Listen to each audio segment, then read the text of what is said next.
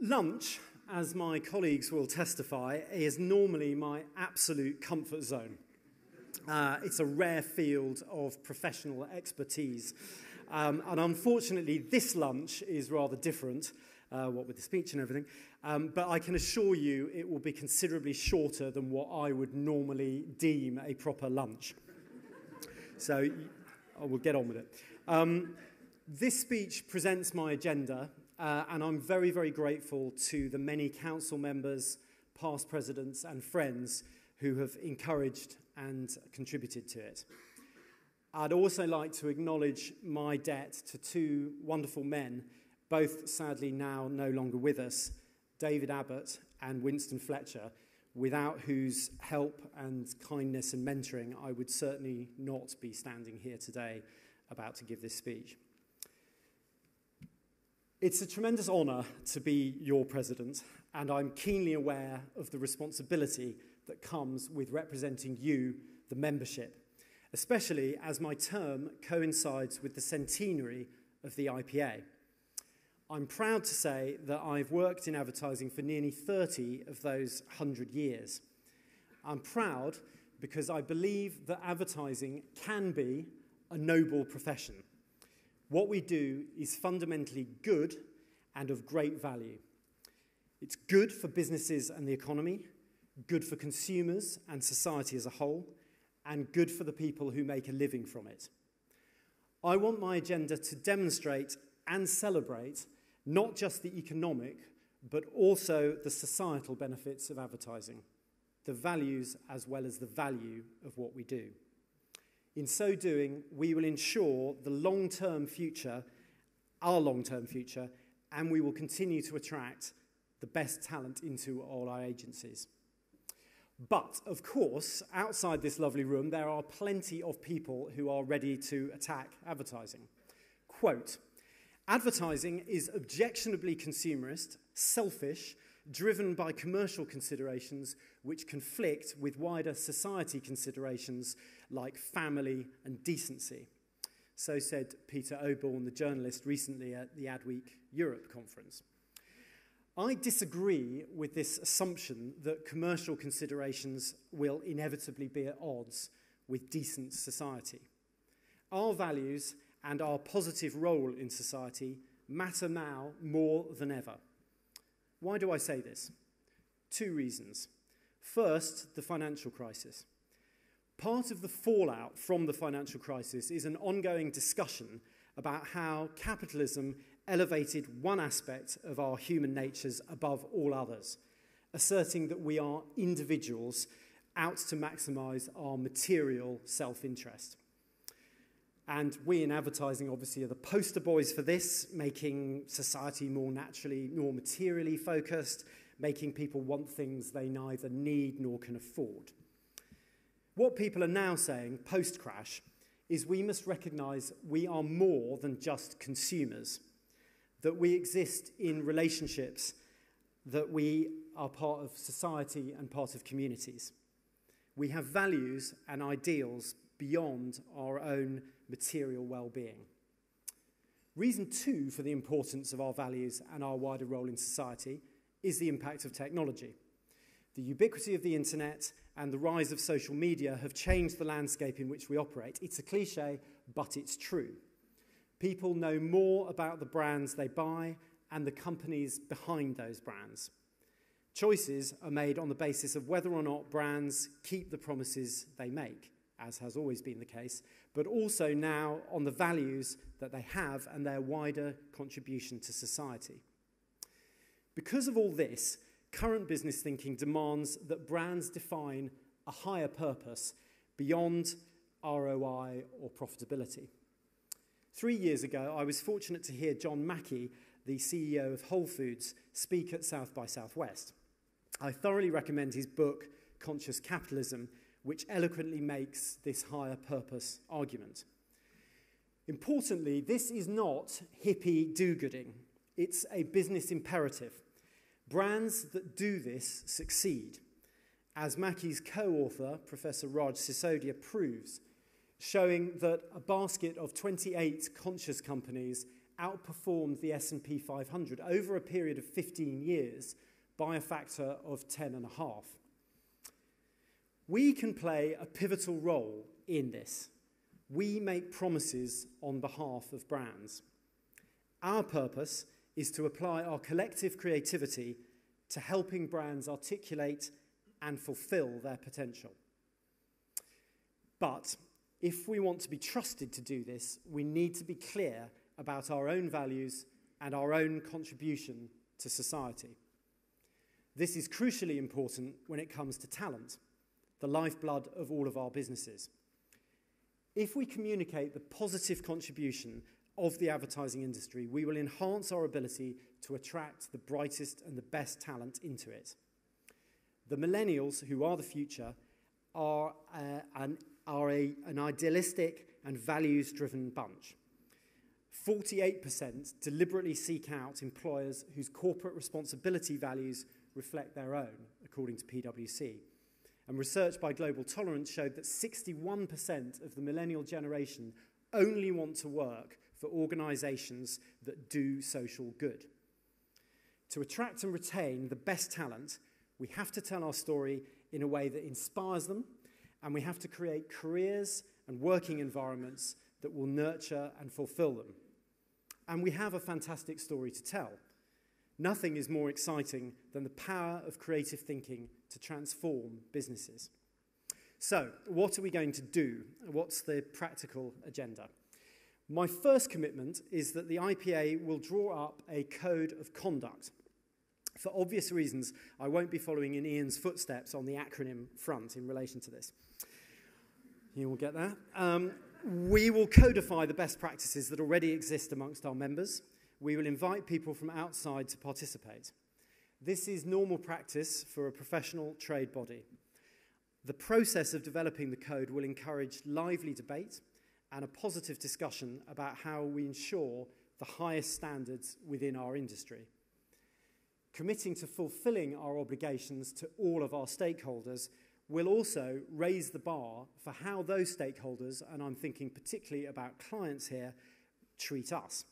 So let's take one very small but I think significant example.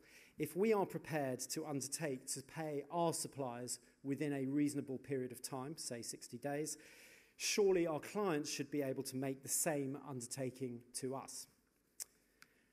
Earlier, I said we were good for clients in the economy, good for consumers and society, and good for our people. So let's take those three goods in turn. First of all, good for our clients and the economy. We should do more to broadcast what an important, digitally led part of the UK's economy we are. We're a huge and growing employer and a leader within the creative industries. Advertising underpins £100 billion of UK GDP, and we support 550,000 jobs.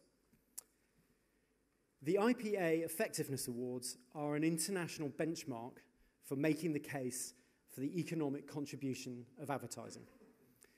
We will create a new Effectiveness Award recognising commercial campaigns that have demonstrably added societal as well as economic value. Values and also shown the virtuous link between those two things. So I'm thinking of campaigns like Always Like a Girl, Barclays Life Skill, or Dove's campaign for Real Beauty. As part of the client agenda, we will host a series of events that about brands' higher purposes. We'll look at how all of the diverse agencies in membership have applied thinking and creativity to unlocking those brand purposes. In many cases, the outputs will be far removed from what we have traditionally seen as advertising. The second good for consumers and society. Never before have we known as much about consumer behaviour, nor had as many powerful media tools at our disposal. With this comes great responsibility. I would like to see us demonstrate that we are taking this responsibility seriously and that we are ensuring that our clients do too. At the Lead Summit in January, Richard Eyre said that the old argument that if something is legal to sell, we should advertise it, was no longer good enough. It's also no longer good enough for us to say that we merely reflect society. We should set ourselves a higher goal and realise a more progressive ambition. To this end, we will explore 5 key topics relating to advertising's role in society, and the outputs will inform the code of conduct. 1, the depiction of women and the subject of diversity in general in advertising. 2, the use of big data and the implications for privacy. 3, the rise of content, so-called native advertising, and the blurring of the lines between marketing and editorial. 4, the cultural contribution of advertising as one of the creative industries. And 5, the perception and reputation of the advertising industry and its practitioners. The final good, good for our people.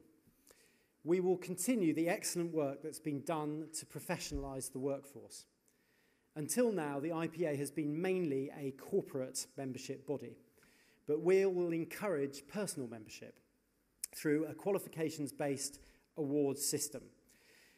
This year, 153 people will qualify for MIPA status, and we want personal membership to be seen as a vital designation of professional expertise.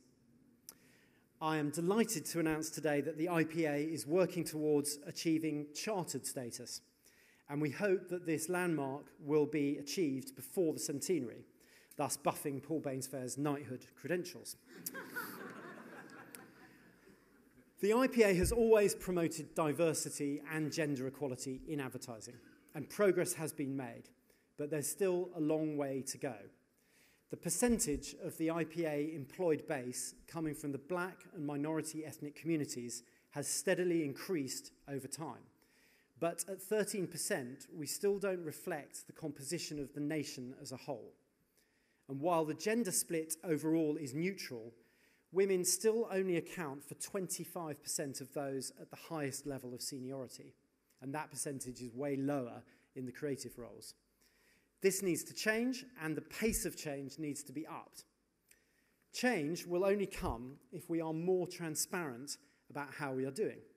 So, in partnership with Campaign, we will ask member agencies to contribute to a league table to be published annually, which will list the gender splits by department and seniority, as well as showing the percentage of black and ethnic minority employees in each agency. Again, this is not a nice to do, it's a necessity if we want to remain relevant to our clients, to society, and to the people we want to attract into the business. Under Paul's direction, the IPA has developed a long-term strategy based on 3 core pillars of activity. 1, what agencies do, the creativity, media, and effectiveness pillar. 2, how agencies make their money, the commercial pillar. And 3, who they need to do it well, the talent pillar. This agenda will inform and enhance the IPA's work across all 3 of these areas. It also aligns with the Advertising Association's responsibility agenda. We should be proud of what we do and of the contribution we make. I want us to be positive about the overall impact of the advertising industry and for us to show that we take our responsibilities seriously. Bill Bernbach wrote, "All of us who professionally use the mass media are the shapers of society. We can vulgarize that society, we can brutalize it, or we can help lift it onto a higher level." Over the next 2 years, we will reassert and secure for the future advertising's role as a culturally, socially, and economically enriching force for good. I believe that making the bold statement, "We are here for good," is a timely and fitting way for us to mark the start of the IPA's 2nd century. Thank you for listening.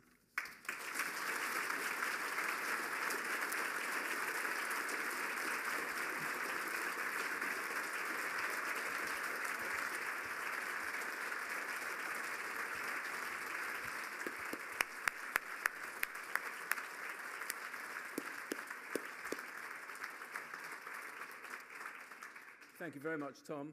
I'd like to vote for you. Yes. It's the best speech I've ever heard in weeks. Truly inspirational, I think very contemporary, and I think from the response you got from the room, something that's really chimed with the audience. So thank you once again.